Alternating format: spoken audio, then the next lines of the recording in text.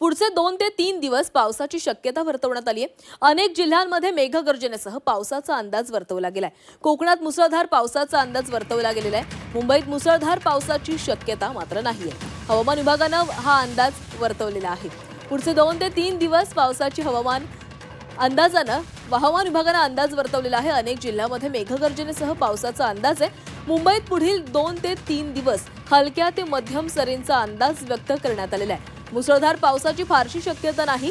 कोकणात मुसळधार पाऊस बरसणार असल्याची शक्यता वर्तवण्यात येते। रायगड, रत्नागिरी आणि सिंधुदुर्ग जिल्ह्यात पुढील 2 दिवस मध्यम ते मुसळधार पावसाचा अंदाज मुंबई प्रादेशिक हवामान विभागाने व्यक्त केलाय।